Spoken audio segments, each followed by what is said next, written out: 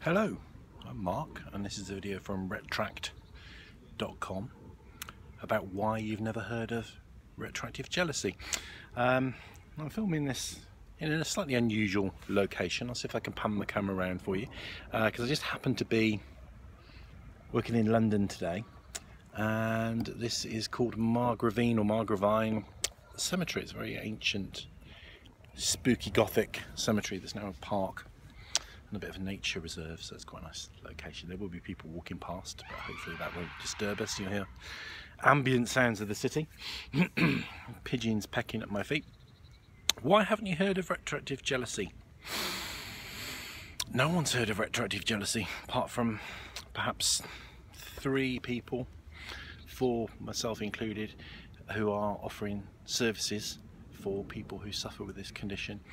Very few people know about it. If you talk to your doctor about it, they'll look at you blankly. If you talk to a psychiatrist or a social worker or a university academic, they will look at you very, very blankly, because it's not something that's recognised among the establishment as a condition, not as yet. There is something called morbid jealousy, which is more focused around present day jealousy.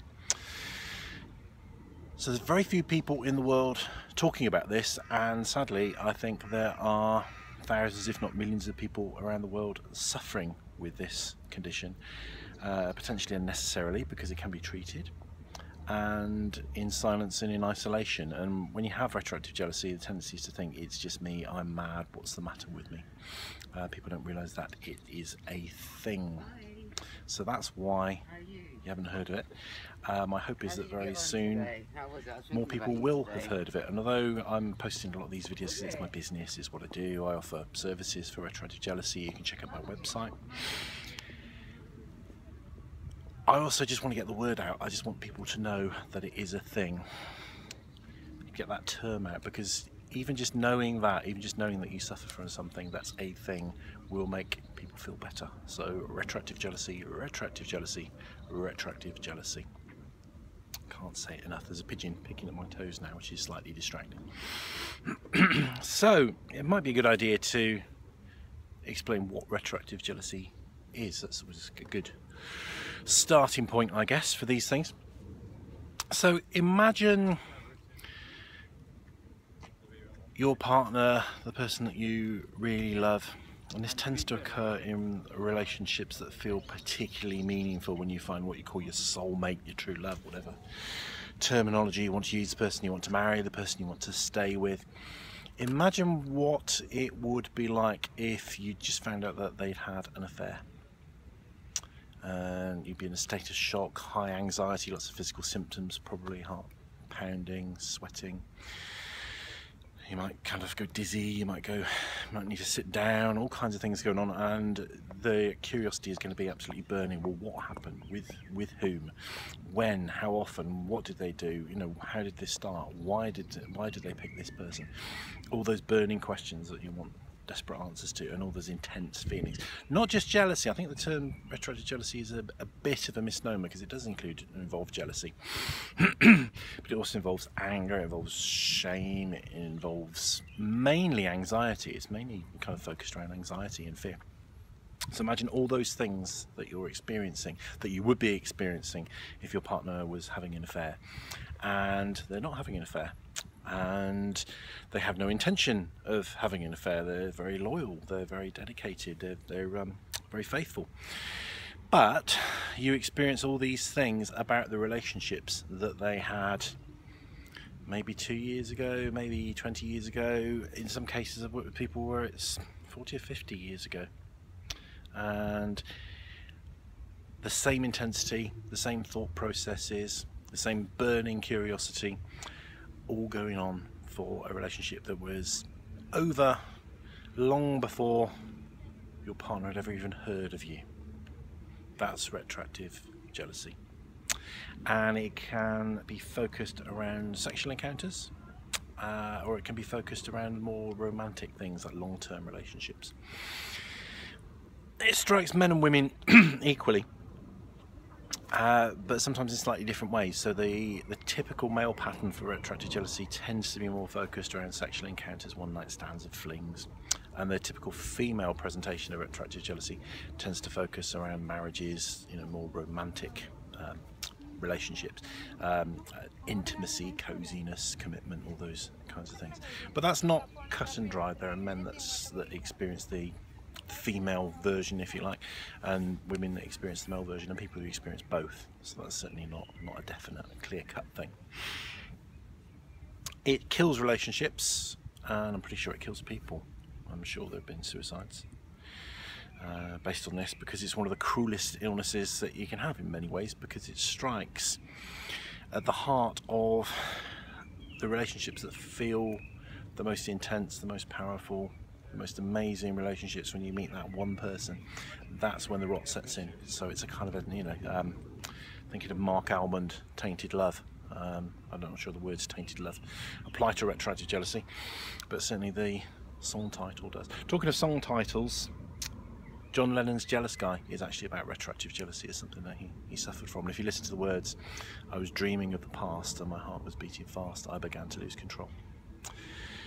It's a terrible thing for partners, as partners feel judged, because one of the key symptoms of retroactive jealousy is that the sufferer will question their partner endlessly, sometimes repeatedly, about minute details, about all kinds of things. Usually after a period of questioning, they gain some temporary reassurance, but then they go away and their mind starts to gnaw on some of the new details that they've accrued and acquired, and more questions come up, more worries come up, and the whole anxiety cycle spirals again, usually with more questions, and the whole thing continues. Sometimes it's not questions, sometimes it's downright invasion of privacy. That's a very common thing with retroactive jealousy. Somebody will look through their partner's social media accounts to see who they've been talking to, not necessarily who they've been talking to this week, but who they were talking to last year, to look at their photographs. People will look through diaries, all that kind of thing. So it's a very compulsive condition, and we actually think it's a complex form of obsessive compulsive disorder.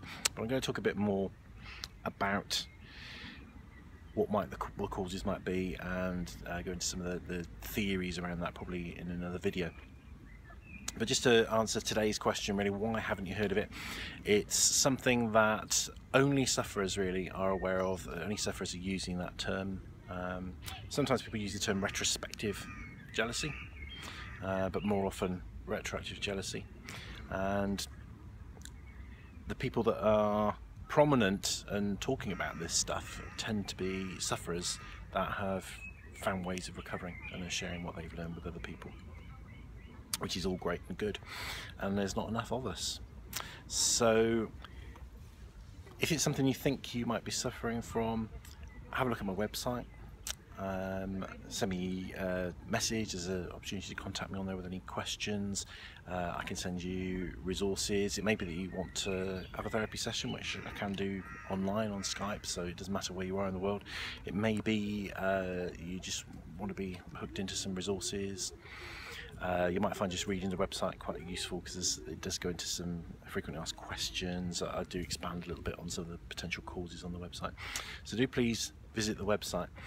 If you're the partner of somebody with retroactive jealousy, I can also offer help, because partners suffer just as much as the retroactive jealousy sufferer, really, in many ways. So I can help you with that, and more importantly perhaps, please spread the word. So I'm going to put this video on YouTube. If you're watching this on YouTube, then please can you hit the like button, please can you subscribe, because there's going to be more videos. Not all the videos are going to be about retroactive jealousy, because I have a few other feathers in my cap. Not literally, I do have a cap but no feathers. The pigeons will probably donate me some later, or donate me something probably. Please spread the word. If you know of anybody that might be suffering with this condition, please let them know that it exists, and as much as you can online, in your conversations with friends, when you have coffee, please spread the word about retroactive jealousy. It's a really interesting subject, but actually if you suffer from it, it's hell, absolute living hell. So on the subject of the afterlife, one little sweep round of our location. I love these old Gothic Victorian places. And I will say farewell for now, and I will be back with more videos as soon as I can. Thanks very much. Bye.